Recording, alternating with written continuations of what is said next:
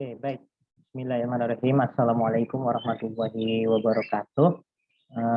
Untuk video kali ini, saya akan menjelaskan bab transpirasi, tekanan akar, dan gutasi. Yang intinya, bagaimana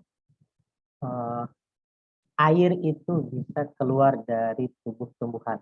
Karena di pertemuan sebelumnya sudah saya jelaskan bahwa dari 100% air yang diserap oleh tumbuhan, hanya sekitar kurang lebih 3% saja yang dibutuhkan dibutuhkan oleh tumbuhan. Jadi dari 3% itu 2% untuk metabolisme dan 1% itu untuk pertumbuhan, ya, untuk pembentukan tubuh tumbuhan. Nah, yang 97%-nya, kurang lebih 97% itu kemana? Itu dikeluarkan lagi oleh tumbuhan, baik melalui proses transpirasi, tekanan akar maupun gutasi, ya. Itu seperti itu, konsepnya itu seperti itu. Jadi bagaimana kita akan menggali bagaimana cara tumbuhan ini mengeluarkan kelebihan air yang ada pada tubuhnya. Itu seperti itu. Jadi, nah terus konsepnya tumbuhan itu akan terus-menerus menyerap air, ya. Jadi tumbuhan itu tidak ada henti-hentinya untuk menyerap air, ya, baik itu karena faktor internal maupun faktor eksternal, ya. Karena sifat air juga mempunyai sifat yaitu adhesi dan kohesi, di mana air itu partikel-partikel air itu akan terus saling tarik-menarik antara partikel yang satu dengan lainnya dari ujung daun yang paling atas sampai ke bagian bawah akar, ya, rambut akar. Jadi itu berlangsung secara terus-menerus, ya. Itulah mengapa tumbuhan harus mengeluarkan kelebihan airnya. Itu seperti itu. Baik, kita mulai masuk saja ke babnya. Silahkan simak baik-baik.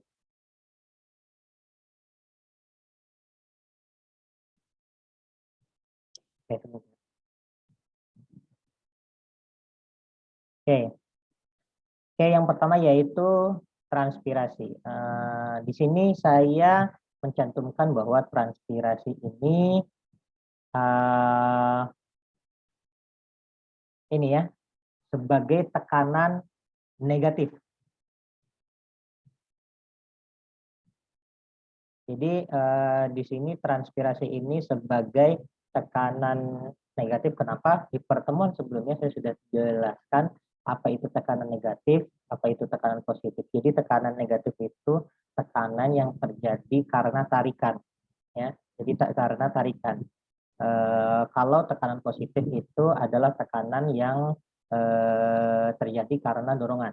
Itu seperti itu. Jadi untuk transpirasi ini, tekanan yang ada pada dalam tubuh tumbuhan itu adalah tekanan negatif.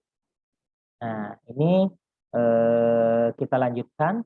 Jadi sejumlah besar air itu diserap oleh tumbuhan dari air tanah, namun hanya sebagian kecil yang digunakan oleh tumbuhan. Itu sebagai pelarut, entah itu sebagai pelarut dan katalis saat proses metabolisme maupun untuk pembentukan tumbuhan, struktur tubuh tumbuhan. Oke, itu seperti itu. Sudah saya jelaskan tadi rasionya yang 97% itu dikeluarkan dan 3% itu digunakan. Itu seperti itu.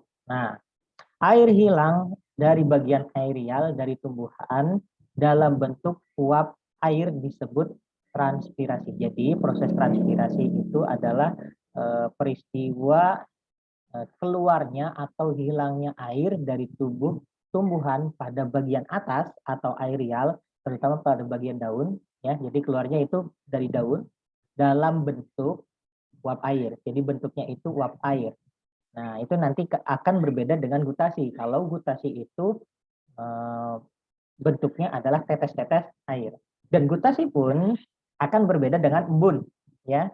Gutasi itu akan berbeda dengan nanti kita jelaskan di slide-slide lanjutnya. Oke. Penguapan air menciptakan gaya isap sehingga tumbuhan dapat menyerap mineral dan nutrien penting dari tanah. Nah, itu ya. Jadi penguapan air ini akan menciptakan gaya hisap. Karena apa? Karena air yang keluar ini akan terus karena tadi sifat adesi dan kohesi itu. Jadi partikel air itu akan menarik partikel yang ada di bawahnya. Ya. Jadi ada yang keluar, ada yang masuk. Jadi seperti itu. Jadi yang keluar ini terus menarik partikel air yang ada di bawah. Jadi terus menerus. Itu seperti itu. Tapi nanti ada faktor-faktor yang mempengaruhi. Oke. Nah, kekurangan air ini akan diatasi oleh air yang berasal dari xilem atau tulang daun, batang dan akar. Seperti itu. Jadi uap air akan tetap terkumpul dan berada dalam rongga antar sel selama stomata tidak membuka. Jadi ada faktor yang membuat stomata itu membuka dan menutup. Nah, peristiwa transpirasi ini uap air itu keluar dari stomata, ya, dari stomata. Itu seperti itu. Nah, berbeda dengan gutasi. Gutasi itu titik air itu atau tetes-tetes air itu keluar dari hidatoda. Ya, sebenarnya asal selnya sama. Asal selnya sama, yaitu antara sel stomata dan hidatoda. Tetapi hidatoda ini tidak berkembang sempurna. Jadi tidak bisa membuka dan menutup. Ya, membuka saja. Itu seperti itu. Berbeda dengan stomata. Stomata ini bisa membuka dan menutup karena perkembangan sel penjaganya itu sudah sempurna. Itu seperti itu. Dan stomata ini menjadi gerbang penentu konsentrasi air yang ada di dalam tubuh tumbuhan. Karena stomata ini yang mengatur keluarnya uap air. Itu seperti itu. Oke. Karena tekanan uap di atmosfer lebih rendah dari tekanan uap air dari rongga antar sel, maka uap air akan keluar menuju atmosfer. Jadi ingat konsepnya itu sama seperti konsep potensial air, ya, potensial air. Jadi keadaan di atmosfer itu atau di luar tubuh tumbuhan itu keadaannya lebih kering, ya, terutama di bagian aerial, ya. Keadaannya itu lebih kering daripada di dalam tubuh tumbuhan, terutama di dalam daun, ya. Yang kita bicarakan adalah aerial karena kita transpirasi. Nah, jadi potensial air yang ada di atmosfer itu lebih kecil daripada potensial air yang ada di dalam tubuh tumbuhan, atau potensial air yang ada di atmosfer itu lebih negatif, ya, karena potensial air murni adalah nol, nilainya adalah nol. Jadi semakin kecil nilai potensial air semakin negatif. Nah, jadi ini akan menyebabkan tekanan yang mendorong air itu akan keluar dari tubuh tumbuhan melalui stomata. Ya, itu seperti itu.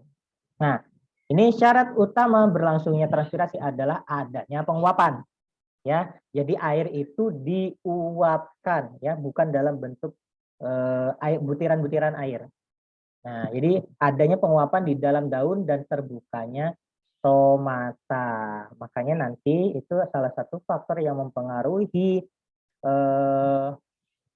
terjadinya transpirasi adalah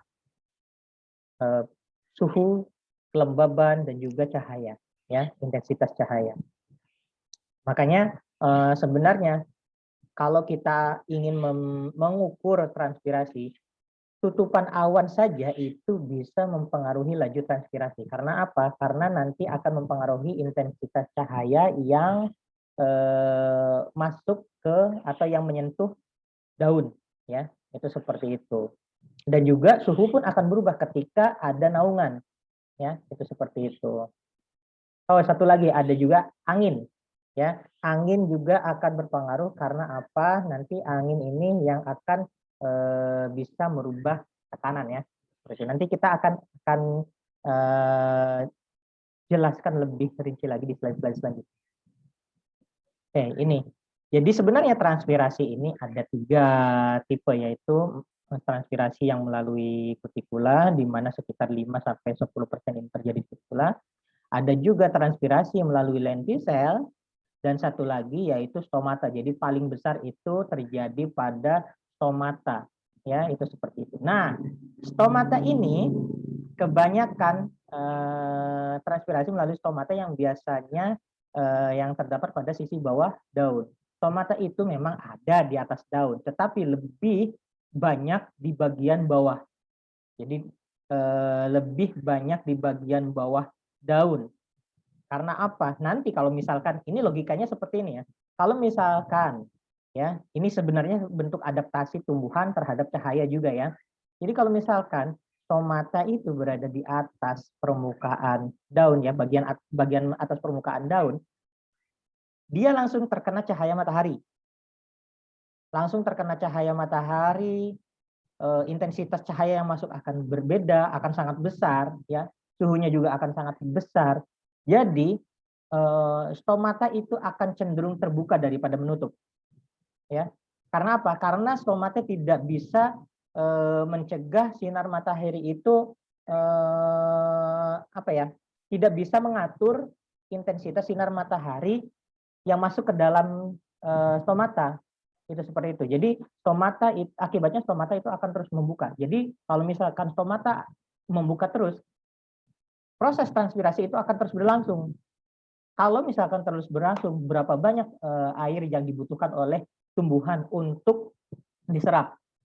Karena air itu tidak hanya tadi, ya, tidak hanya untuk proses metabolisme ataupun pembentukan tubuh, ya. Memang yang dipakai itu untuk itu yang benar-benar useful-nya itu hanya 3%, tapi 97 sekitar atau kira-kira 97% itu juga sangat bermanfaat bagi tumbuhan.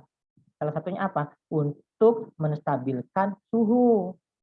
Untuk menstabilkan suhu. Suhu yang stabil itu nanti akan berakibat pada proses-proses fisiologis yang ada di dalam tubuh tumbuhan juga. Seperti itu. Selain itu juga suhu juga akan menyebabkan kestabilan tekanan yang ada di dalam tubuh tumbuhan, ya. Kita tahu istilah tekanan turgor. Tekanan turgor itu juga salah satu fungsinya adalah untuk membentuk tubuh tumbuhan. Itu seperti itu. Itu kenapa stomata itu ada di bagian atas. Itu seperti itu. Bagian bawah. Stomata itu ada di bagian bawah. Banyaknya ada di bagian bawah. Walaupun ada sedikit di bagian atas. Oke. Ini transpirasi kutikula. Jadi evaporasi atau penguapan air yang terjadi secara langsung melalui kutikula epidermis. Jadi langsung dari kutikula epidermis, bukan melalui stomata. Di sini sudah terlihat dari namanya juga, yaitu transpirasi kutikula. Jadi keluarnya uap air itu terjadi melalui evaporasi yang ada pada kutikula. Jadi kutikula daun akan kutikula daun secara relatif tidak tembus airnya karena bahannya, ya. Kutikula itu karena bahannya. Jadi pada sebagian besar jenis tumbuhan transpirasi kutikula hanya sebesar 10% atau kurang dari jumlah air yang hilang melalui daun-daun. Jadi tidak besar, ya. Itu seperti itu. Oleh karena itu, sebagian besar air yang hilang terjadi melalui stomata itu seperti itu, sekitar 80-90% itu air itu keluarnya melalui stomata.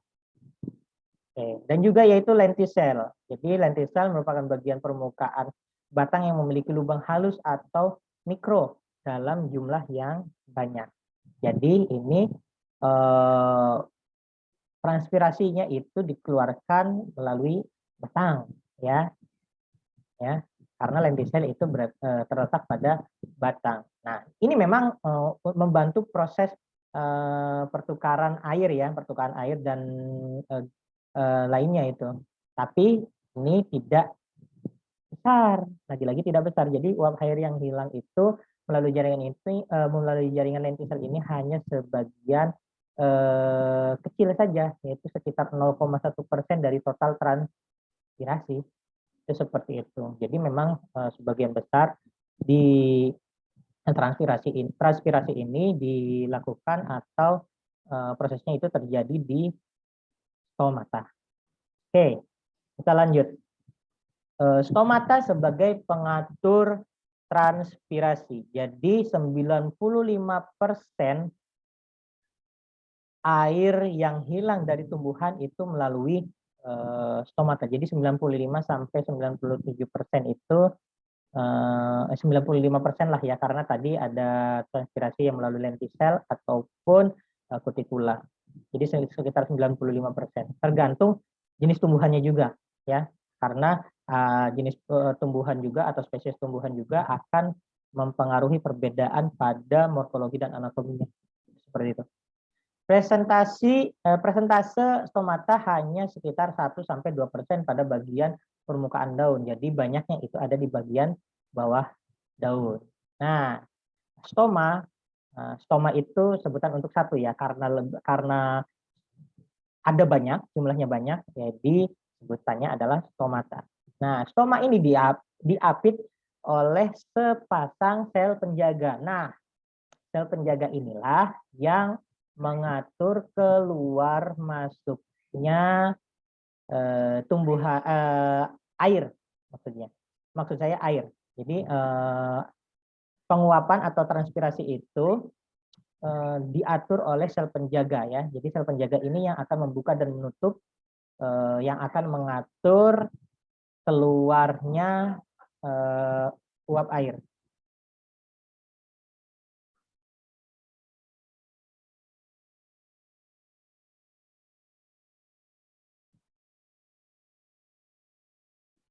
Oke, maaf tadi ada gangguan teknis sebentar. Oke, kita lanjutkan ya. Kita lanjutkan. Ya, tadi sampai sel penjaga ya. Jadi stoma itu diapit oleh 2 sel penjaga ya. Satu lubang stoma itu diapit oleh 2 sel penjaga. Ya, sel penjaga inilah yang akan mengatur keluarnya uap air dari dalam tubuh tumbuhan. Nah, terus kerapatan stomata mencapai 20.000 per cm kubik ya, karena ini volum. Oke, nah terus kerapatan dipengaruhi oleh gen dan lingkungan. Nah, ini tadi saya sudah menyebutkan tergantung dengan spesiesnya. Jadi spesies tumbuhan yang satu dengan yang lainnya ini akan menjadi perbedaan pada kerapatan atau jumlah stomata ya, dan juga adaptasi terhadap lingkungannya. Seperti itu ya. Kita tahu tumbuhan itu ada jenis C3, ada C4, dan CHEM ya.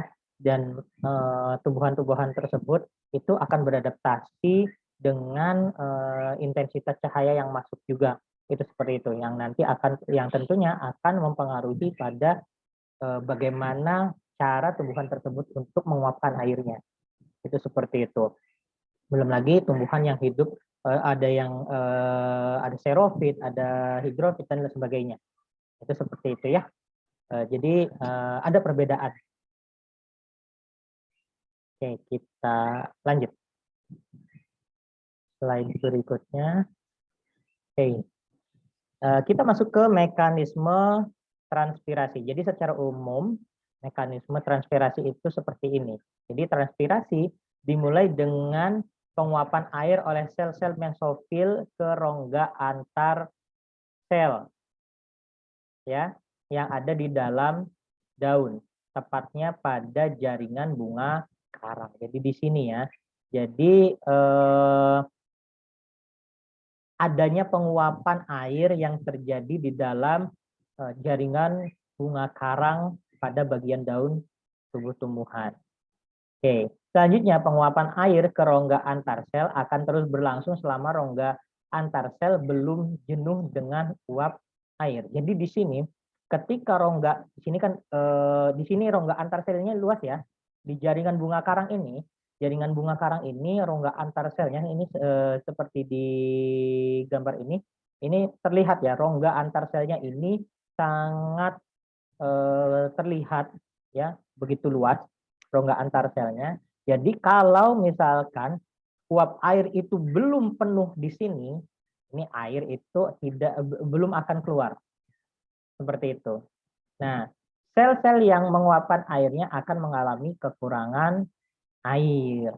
Nah, jadi kenapa itu terus berlangsung? Yaitu seperti ini. Jadi sel-sel di sekitar sini itu akan menguapkan airnya di ruang atau rongga antar sel. Nah, sel yang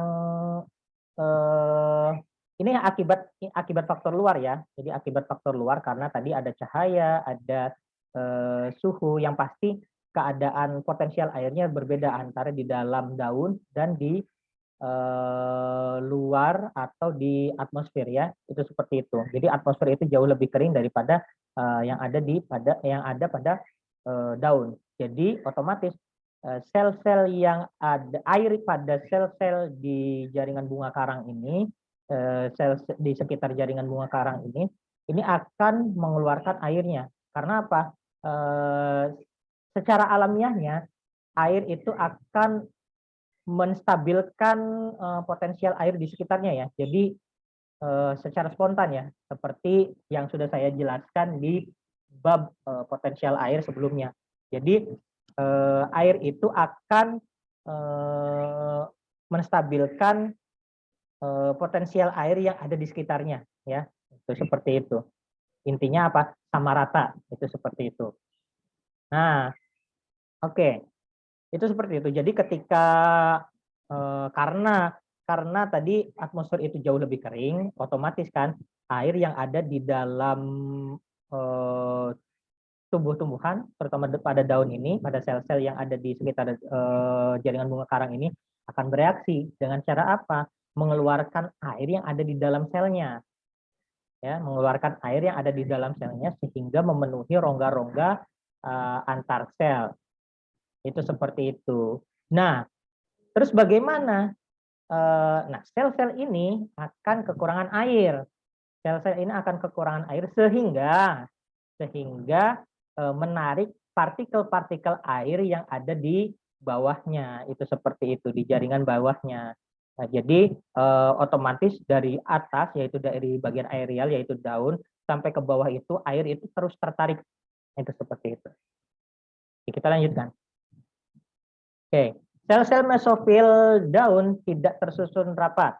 Terdapat ruang-ruang udara yang dikelilingi oleh dinding-dinding sel mesofil yang jenuh air. Itu tadi ya.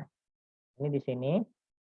Nah, air menguap dari dinding-dinding basah ini ke ruang-ruang antar sel dan uap air kemudian berdifusi melalui stomata dari ruang-ruang antar sel ke atmosfer di luar. Tapi tidak serta merta seperti itu ya. Jadi ketika air itu jenuh pada rongga atau ruang antar sel yang ada di jaringan bunga karang ini terus langsung keluar saja. Tidak seperti itu. Tapi tetap di stomata juga ada sel penjaga ya. Sel penjaga ini yang mengatur keluarnya uap air itu.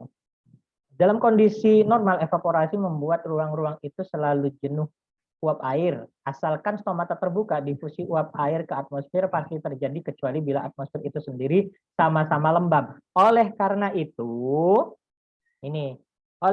itu transpirasi tidak terjadi pada saat malam hari. Karena kelembabannya beda dengan siang hari. Itu seperti itu. Otomatis nilai potensial air yang ada di atmosfer itu lebih tinggi daripada ketika siang hari. Itu seperti itu. Nah, terus bagaimana tumbuhan itu menyerap terus air? Itu nanti ada proses gutasi. Itu seperti itu. Nah, satu lagi dalam keadaan hujan juga. Walaupun siang hari, tapi keadaan hujan, otomatis kelembaban udaranya juga berbeda kan? Nah, itu. Jadi memang transpirasi ini juga dipengaruhi baik dari faktor internal maupun faktor eksternal. Oke, ini mekanisme pembangkitan tarikan transpirasi. Jadi ini seperti ini ya. Jadi pada transpirasi uap air ini ya proses satu ini ya. Pada transpirasi uap air itu ditunjukkan oleh ini ya titik-titik biru nih. Karena tadi sudah saya jelaskan, tadi kan uap air itu akan menguap atau berkumpul pada jaringan, bukan jaringan, rongga antar sel di dalam jaringan bunga karang, ya, itu seperti itu. Nah, ini jadi uap air itu akan berdifusi dari rongga udara yang lembab ke daun keluar ke udara luar yang lebih kering menuju stomata. Jadi ya tadi sudah saya sebutkan. Jadi sini akan menuju ke stomata karena apa? Karena di lingkungan luar atau di luar tubuh tumbuhan ini lebih potensial airnya lebih kering. Itu seperti itu. Nah, evaporasi air ini sebentar. Pada awalnya ini kita ke ini ya nomor 2 nih. Pada awalnya uap air yang hilang melalui transpirasi itu digantikan oleh evaporasi dari lapisan air yang menyelubungi mesofil, ya ini ya. Oke, terus selanjutnya evaporasi lapisan air menyebabkan antar muka udara air mundur semakin dalam ke dinding sel dan menjadi semakin melengkung, ya, jadi semakin melengkung, di mana lengkungan ini meningkatkan tegangan permukaan dan laju transpirasi. Ini ya. Peningkatan tegangan permukaan ini akan menyebabkan tertariknya air dari sel-sel atau dinding sel karena bersifat dinding sel itu bersifat hidrofilik ya, menarik air ya. Nah, jadi peningkatan tegangan permukaan itu akan menyebabkan tertariknya air dari sel-sel sekitar dan rongga udara. Jadi air dari silem akan tertarik ke sel-sel sekitar dan rongga udara menggantikan air yang hilang. Jadi tadi si sel-sel yang di sini itu akan menarik sel-sel yang tadinya itu kehilangan air itu akan menarik air yang ada pada silem. Itu seperti itu. Itulah sebabnya saya tadi menyebutkan bahwa karena air itu mempunyai sifat adhesi dan kohesi dan juga sifat dari dinding sel itu yang bersifat hidrofilik, ya, itu seperti itu.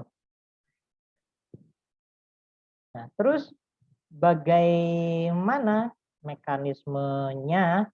Nah, jadi ini di sini yang terjadi pada sel penjaga. Jadi perubahan bentuk sel penjaga ini ya. Jadi sel penjaga ini dalam keadaan membuka, di sini keadaan menutup. Jadi perubahan bentuk sel penjaga serta pembukaan dan membuka dan menutupnya stomata. Ini. Jadi di sini dari bentuknya saja sudah berbeda. Ya, ini lebih tegak dan ini lebih melengkung. Itu seperti itu. Nah, sel-sel penjaga ini yang saya contohkan ini di dalam gambar ini sel-sel penjaga pada angiospermae, ya. Jadi ilustrasinya itu seperti ini. Jadi sel-sel penjaga ini diilustrasikan dalam keadaan turgid. Nah, ini ya. Ini dalam keadaan turgid. Jadi stomata terbuka. Ya, ini turgid. Jadi air yang ada di dalam uap air yang ada di dalam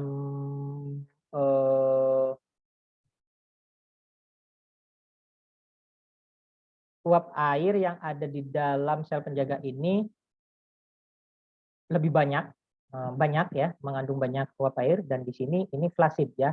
Ini flasid itu isotonik ya, lebih ke isotonik. Jadi konsentrasinya itu sama seperti itu. Nah ini keadaan turgid atau menyebabkan tekanan pada sel penjaga. Nah, orientasi sebentar.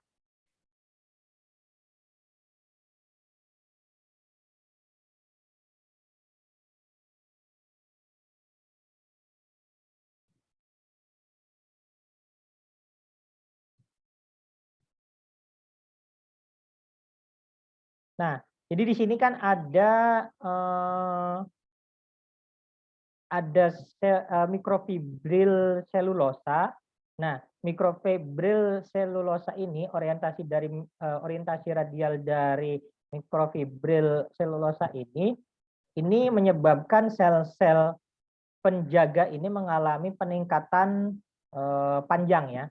Jadi di sini ya, kalau misalkan kita ukur dalam keadaan flasid dengan dalam keadaan turgid, ini akan berbeda panjangnya. Jadi pada keadaan turgid ini akan jauh lebih panjang daripada keadaan flasid, ya. Seperti itu. Jadi akan menyebabkan peningkatan panjang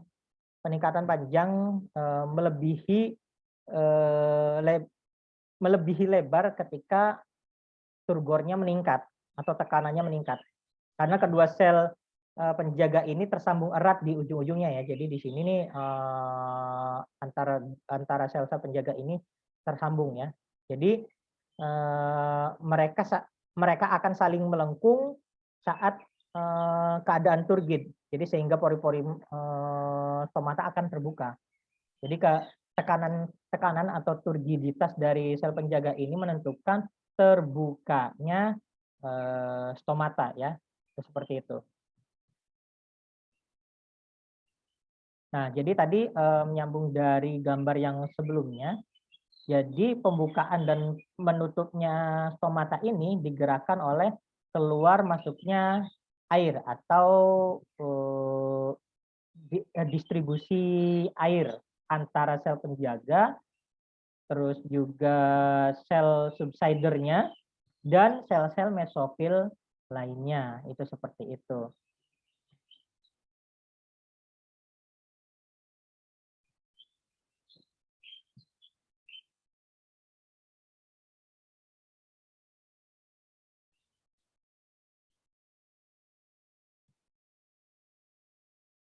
Nah, jika air yang masuk ke dalam sel penjaga ini, nah ini ya, air yang masuk pada sel penjaga ini akan menyebabkan, tadi sudah saya jelaskan, ini akan menyebabkan sel penjaga akan semakin membesar.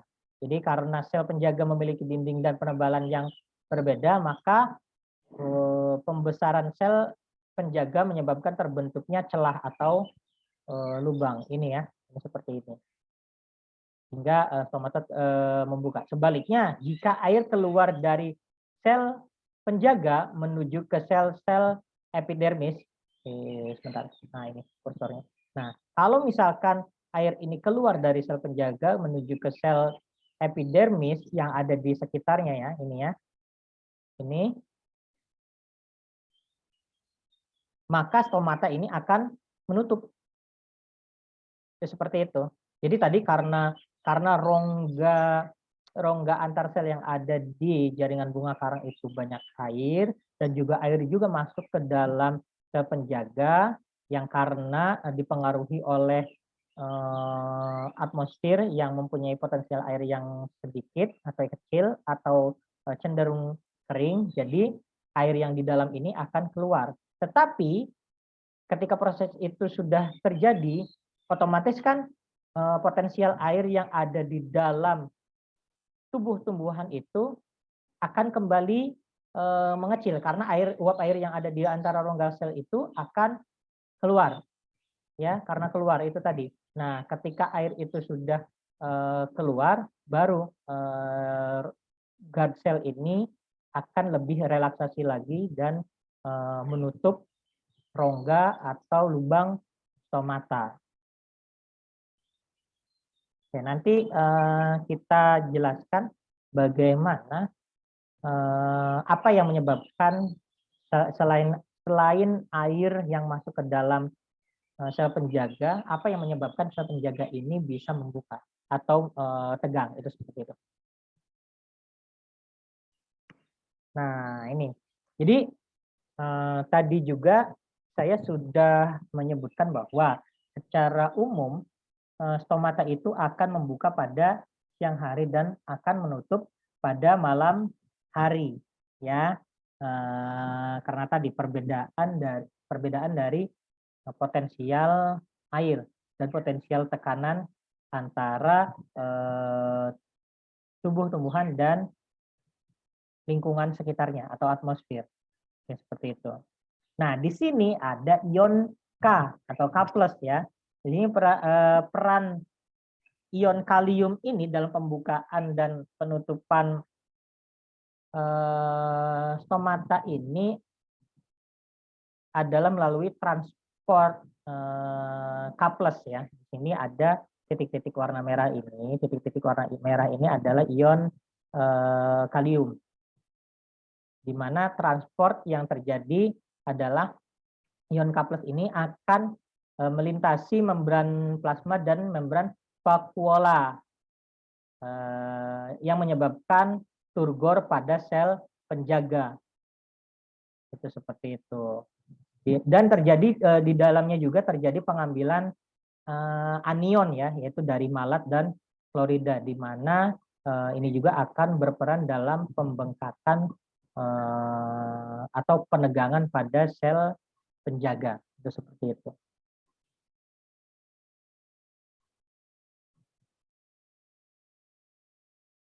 Ini seperti ini, ya. Oke. Ini ketika siang hari terdapat akumulasi dari ion kalium pada guard cell atau sel penjaga. Nah, di sini akan menyebabkan solute concentration. Jadi akan konsentrasi di sel penjaga ini akan tinggi, ya. Jadi ini akan menyebabkan sel penjaga ini mempunyai tekanan, ya. Jadi akan tegang. Selain air yang ada di dalam sel penjaga, di sini juga ada meningkatnya konsentrasi yang ada pada sel penjaga karena ion K+ itu, sehingga menyebabkan potensial air yang ada di sel penjaga ini akan menurun, ya. Potensial air yang ada di sel penjaga ini akan menurun, ya. Itu seperti itu.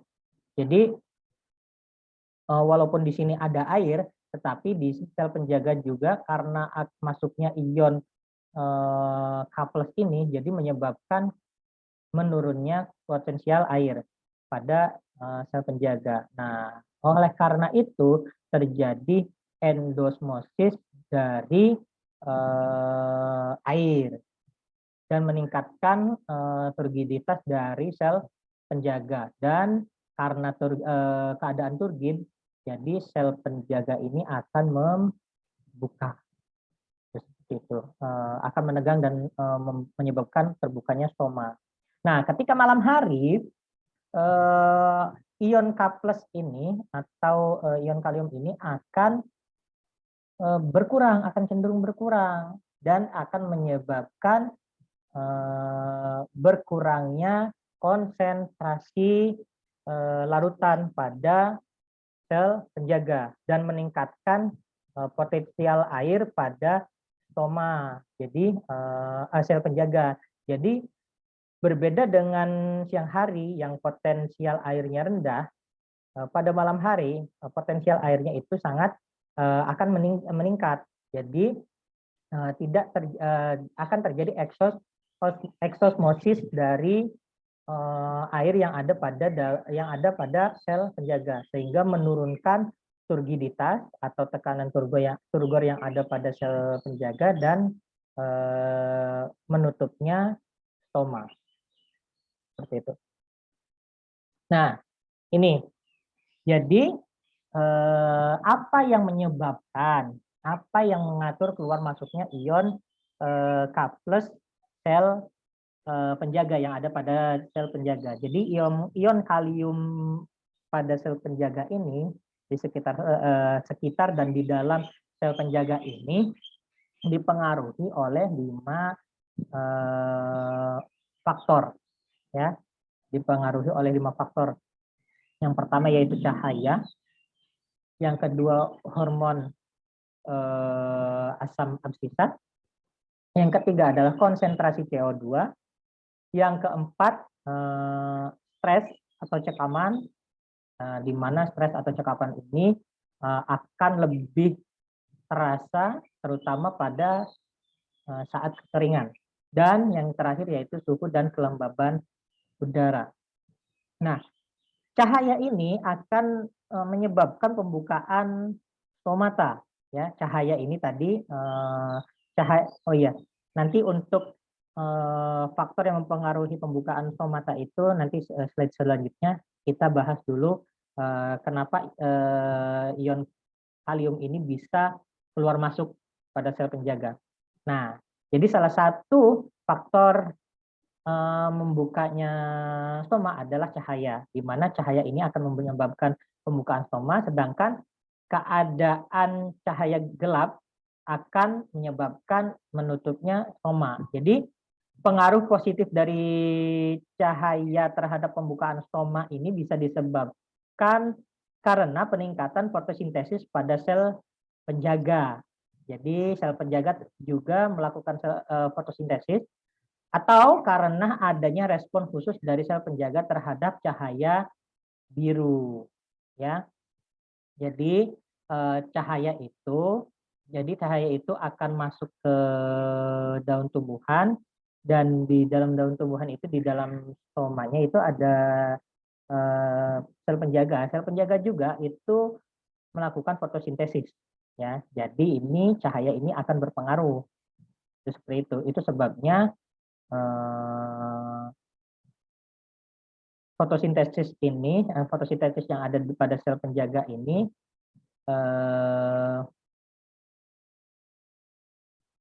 menyebabkan terjadinya pemompaan aktif ion kalium. Seperti itu. Jadi di dalam stoma ada sel penjaga. Sel penjaga ini melakukan fotosintesis karena ada pengaruh cahaya. Ya, ketika stoma melakukan fotosintesis, terjadi pemompaan aktif pada ion kalium. Itu seperti itu. Oke, selain itu juga selain ion kalium, ya, pemompaan juga sebenarnya ada asam malat juga, ya. Itu seperti itu. Oke, kita lanjutkan. Selain cahaya, selanjutnya yaitu asam absisat, ya, hormon asam absisat, di mana pengaruhnya kalau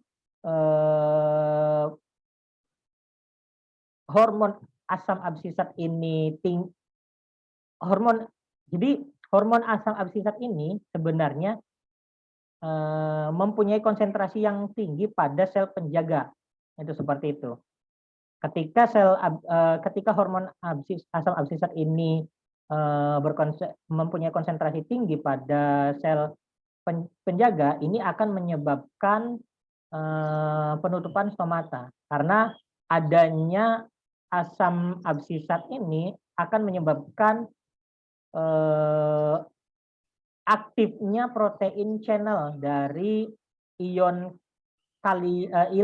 kalsium, dan sehingga ion kalsium ini akan berkonsentrasi tinggi, mempunyai konsentrasi tinggi pada sel penjaga. Jadi tingginya tingginya ion kalsium pada sel penjaga ini dapat menghambat masuknya ion kalium ke dalam sel penjaga. Itu seperti itu. Jadi hormon ini akan menjadi faktor penentu keluar masuknya ion kalium ya pada sel penjaga. Itu seperti itu.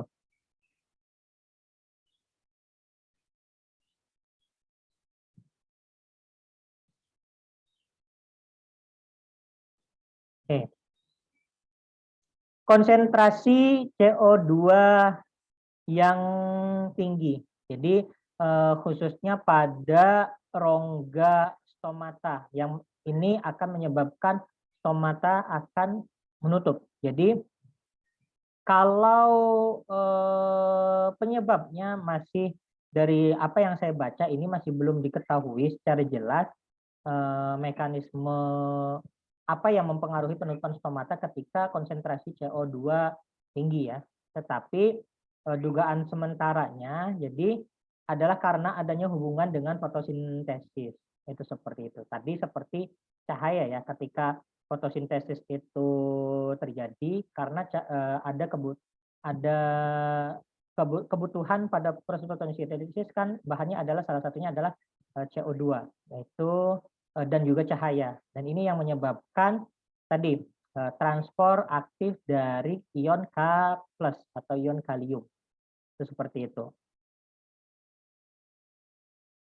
Nah, selanjutnya selain konsentrasi CO2 yaitu stres atau cekaman. Nah, di mana terutama pada saat kekeringan. Jadi stomata juga dapat menutup saat tumbuhan mengalami cekaman kekeringan. Itu di mana hal ini itu terkait dengan kemampuan adaptasi tumbuhan. Jadi di sini adalah faktor eksternal di mana faktor eksternal ini akan mempengaruhi kemampuan adaptasi pada tumbuhan untuk mengurangi laju kehilangan air. Itu seperti itu. Seperti yang saya katakan tadi, ketika terjadi kekeringan, otomatis tumbuhan juga akan beradaptasi bagaimana dia menyerap air. Itu seperti itu. Jadi ketika tumbuhan mengalami kekeringan, itu akar tumbuhan akan mengirim ini ya, mengirim sinyal pada mengirim sinyal dengan memproduksi asam absisat dalam jumlah tinggi dan dikirim ke daun melalui aliran transpirasi. Jadi ketika ada cekaman kekeringan dari akar ini akan mengirim sinyal dan memproduksi asam absisat yang akan dikirim ke daun sehingga akan mempengaruhi menutup dan terbukanya stomata. Itu seperti itu. Suhu dan kelembaban juga seperti faktor cekaman kekeringan ya. Jadi cekaman faktor kekeringan juga ini akan mempengaruhi suhu dan kelembaban udara, di mana kaitannya ini juga dengan proses penguapan ya atau evaporasi. Apa yang merangsang atau menstimulus pembukaan stomata? Nah ini. Kalau tadi itu apa yang menyebabkan keluar masuknya ion H+, sedangkan ini kita berbicara tentang bagaimana stomata itu sendiri itu mendapatkan stimulus untuk membuka dan menutup. Seperti itu. Nah, yang pertama yaitu cahaya, di mana tadi saya sudah sebutkan. Jadi cahaya ini kan akan menstimulus terjadinya proses fotosintesis yang membutuhkan air, ya, akan membutuhkan air. Jadi di mana cahaya juga akan merangsang akumulasi ion K+ atau kalium dan sehingga sel penjaga itu akan menjadi turgid dan membuka. Itu seperti yang sudah saya terangkan tadi. Terus CO2. Nah, CO2 juga sebenarnya seperti pada faktor atau stimulus cahaya karena hubungannya dengan fotosintesis. Sudah saya sebutkan juga itu tadi pada faktor yang menyebabkan keluar masuknya ion kalium. Selanjutnya yaitu jam internal sel penjaga, di mana jam internal sel penjaga ini, jadi jam biologis dari sel penjaga ini akan menentukan ritme harian membuka dan menutupnya stomata. Itu seperti itu. Jadi ada ritmenya. Itu seperti itu. Selanjutnya yaitu tekanan lingkungan, tadi seperti kekeringan dan juga hormon. Ini sebenarnya hampir sama ya, karena membuka dan menutupnya stomata itu dipengaruhi oleh sel penjaga. Sedangkan sel penjaga ini membuka dan menutupnya adalah dipengaruhi oleh ion helium. Jadi sebenarnya hampir sama. Itu seperti itu. Ini faktor yang mempengaruhi internal, yaitu besar kecilnya daun. Ya, karena apa? Ini akan besar kecilnya daun ini akan mempengaruhi jumlah stomata. Yang kedua, tebal tipisnya daun. Nah, ini berlapiskan lilin atau tidaknya permukaan daun. Ini juga ya, karena ketika permukaan daun berlapiskan lilin, air itu akan cenderung sulit keluar. Karena lilin itu kedap air ya. Terus selanjutnya itu banyak sedikitnya rambut atau trikoma di permukaan daun. Banyak sedikitnya stomata tadi, ini ditentukan juga oleh gennya bagaimana berbeda spesies akan berbeda juga jumlah stomatanya, dan juga bentuk dan lokasi dari stomata ini juga bagaimana kaitannya dengan tumbuhan itu tumbuh sesuai dengan lingkungan dia juga. Oke, ini sebagai faktor eksternalnya, yaitu keadaan air, yaitu ketersediaan air di alam itu bagaimana ya, ini pasti menjadi faktor penentu laju transpirasi, karena tadi ya saya sudah menyebutkan bahwa air itu partikelnya itu saling tarik menarik seperti itu. Selanjutnya suhu juga ini akan menyebabkan perbedaan potensial air yang ada di dalam tumbuh-tumbuhan dan di luar tumbuh-tumbuhan atau di atmosfer juga. Sinar matahari juga sudah saya sebutkan tadi, juga kaitannya juga dengan proses fotosintesis. Angin juga saya sudah sebutkan tadi, karena angin ini akan menyebabkan ini ya, pengaruh pada sapuan yang ada di sekitar daun ya. Ketika angin itu berhembus kencang, otomatis suhu dan kelembaban pun akan berubah-ubah. Dan juga kelembaban udara, bagaimana kadar kelembaban udara ini juga akan menyimpan air pada udara, itu seperti itu, uap air pada udara. Oke, ini catatan. Sel-sel penjaga mengontrol hubungan fotosintesis dan transpirasi dengan mengintegrasikan stimulus internal dan eksternal. Bahkan perlintasan awan atau secercah cahaya matahari dapat mempengaruhi laju transpirasi seperti yang saya katakan tadi. Ya, baik itu awan ataupun naungan ya. Naungan ini bayangan dari tumbuhan yang ukurannya lebih besar, misalkan antara herba, ada herba, ada perdu, ada juga liana dan sebagainya ya. Itu seperti itu. Jadi yang akan menyebabkan naungan, di mana naungan ini ketika naungan terjadi, otomatis cahaya matahari itu akan terhalang. Jadi otomatis intensitas cahaya, suhunya juga akan berbeda ya. Intensitas cahaya dan suhu yang ada pada permukaan daun juga akan berbeda. Ini peran transpirasi pada tumbuhan.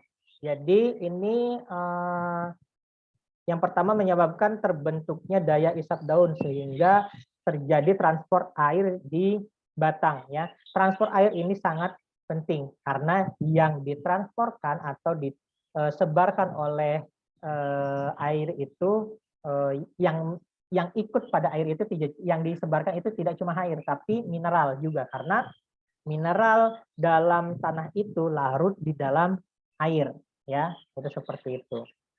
Selanjutnya yaitu membantu penyerapan air dan zat hara oleh akar. Itu tadi sebenarnya masih nyambung ya, masih nyambung. Mengurangi air yang terserap berlebihan, itu seperti itu. Jadi kalau misalkan air yang terserap di dalam air itu jumlahnya berlebih, itu akan menyebabkan potensial air di dalam tubuh tumbuhan juga akan tinggi. Ya ini juga tidak bagus karena nanti kelebihan air juga tidak bagus untuk tumbuhan, ya, itu seperti itu. Nah, selanjutnya yaitu dapat mempertahankan temperatur yang sesuai untuk daun. Saya juga sudah menjelaskan bagaimana manfaat air itu bagi tumbuhan di pertemuan sebelumnya. Nah, itu seperti itu. Berperan pada fotosintesis dan respirasi karena membuka atau menutupnya stomata. Tadi sudah saya jelaskan di faktor penyebab membuka dan menutupnya itu salah satunya adalah karena fotosintesis dan respirasi. Oke, ini kita lanjut ke gutasi. Oke, tadi saya sudah berikan catatan-catatannya, konsep-konsepnya, bagaimana perbedaan antara gutasi dan transpirasi. Yang pasti transpirasi terjadi pada siang hari, gutasi pada malam hari. Itu seperti itu. Jadi itu yang pertama. Yang kedua, apa yang dikeluarkannya? Apa yang dikeluarkannya yaitu transpirasi yang dikeluarkan adalah uap air. Sedangkan pada gutasi yang dikeluarkan adalah butiran-butiran air atau tetes-tetes air. Itu seperti itu. Nah, satu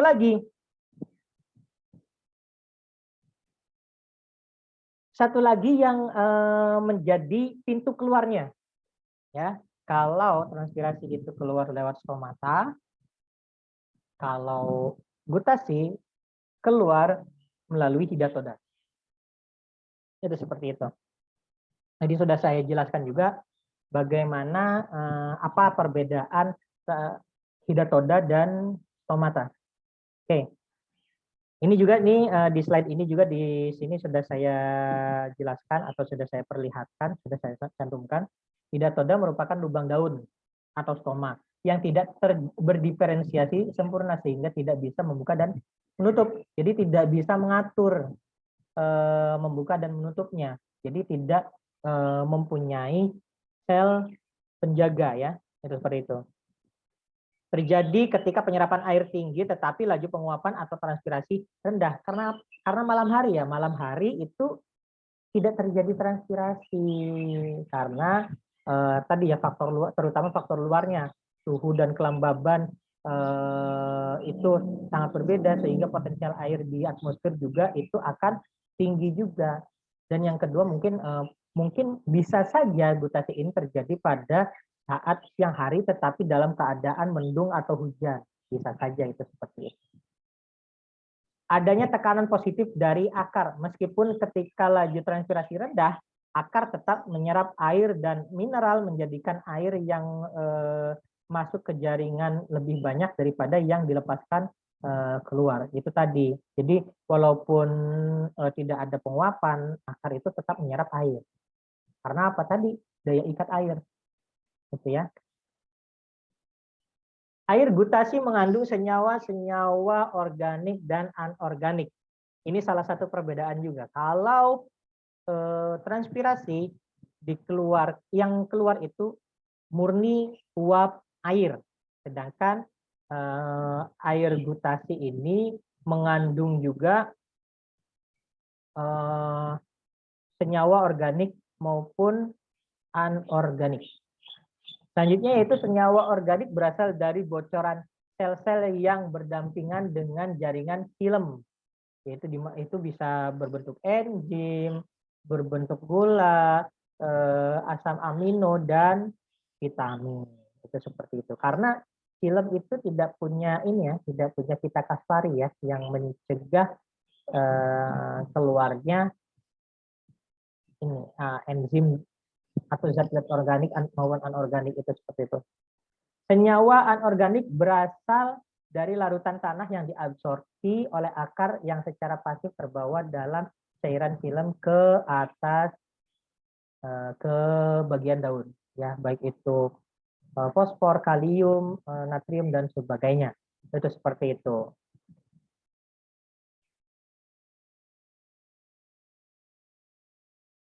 Oke, gutasi paling banyak terjadi pada tumbuhan air, herba, dan rumput-rumputan. Oke, jadi tidak memiliki pengaruh yang signifikan terhadap kelangsungan hidup tumbuhan, namun kadang-kala dapat menyebabkan luka pada daun kalau terjadi penumpukan garam bila titik-titik air di tepi daun telah menguap. Nah, ini akan menyebabkan patogen seperti bakteri dan fungi dapat menyerang jaringan daun. Itu seperti itu. Nah, kenapa gutasi ini terjadi pada tumbuhan air, herba, dan rumput-rumputan? Karena apa? Karena gutasi tadi didasari oleh tekanan positif. Ya, didasari oleh tekanan positif. Jadi hanya terjadi pada tumbuhan-tumbuhan kecil. Ya, tumbuhan-tumbuhan kecil dan tumbuhan-tumbuhan yang hidup di air karena air yang kadar air yang sebagai substratnya itu di sekitar substratnya itu tinggi. Misalnya eceng gondok. Eceng gondok itu kan mengapung di atas air, ya. Itu seperti itu. Jadi akarnya langsung terhubung ke air, tidak seperti tumbuhan-tumbuhan lainnya. Jadi, nah itu yang pertama. Kedua, kalau gutasi itu tidak terjadi pada tumbuhan tinggi, ya, tumbuhan besar dan tinggi. Karena apa? Tadi tekanan positif itu tidak bisa sampai ke atas, ya, tidak bisa sampai ke atas. Tekanannya terlalu kecil karena akan kalah dengan gravitasi. Oke, ini perbedaan antara gutasi dan transpirasi. Sebagian sudah saya jelaskan tadi, misalkan bentuk air yang dilepaskan. Untuk gutasi, pelepasan air dari jaringan tumbuhan dalam bentuk titik-titik air atau cair. Nah, sedangkan transpirasi ini dalam bentuk uap. Yang kedua, kualitas air yang dilepaskan. Air mengandung senyawa terlarut. Tadi sudah saya sebutkan baik itu organik maupun anorganik. Nah, kalau transpirasi itu air murni, ya, seperti itu. Nah, yang selanjutnya yaitu mekanismenya. Air dilepaskan melalui struktur hidatoda menuju ujung pembuluh daun untuk gutasi. Sedangkan transpirasi dilepaskan melalui stomata, kutikula, dan atau lentisel. Itu seperti itu. Walaupun kutikula atau lentisel itu tidak banyak, ya, karena persentasenya lebih banyak dilakukan pada stomata. Selanjutnya itu regulasi aktivitasnya bagaimana? Nah, untuk gutasi pembukaan hidatoda tidak dapat diregulasi. Karena apa? Karena hidatoda tidak dapat membuka dan menutup. Karena tadi tidak berdiferensiasi sempurna. Sedangkan transpirasi melalui stomata itu diatur oleh sel penjaga yang bisa membuka dan menutup. Di mana membuka dan menutupnya ini dipengaruhi oleh ion kalium. Dan ion kalium ini dipengaruhi oleh beberapa faktor yang sudah saya jelaskan tadi. Nah, waktu terjadinya kalau gutasi pada malam hari atau pagi hari di mana kelembaban atmosfernya itu tinggi, tekanan di atmosfernya juga berbeda. Itu seperti itu. Sedangkan transpirasi terjadi pada saat ada sinar matahari, ya. Itu. Oke. Untuk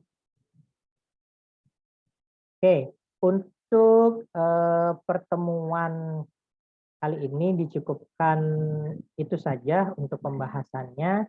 Jadi kurang lebihnya mohon maaf kalau misalkan ada penyampaian yang agak kurang, kalau misalkan ada masalah teknis atau kendala lainnya, kita cukupkan untuk pertemuan pembahasan bab transpirasi dan gutasi ini. Wassalamualaikum warahmatullahi wabarakatuh.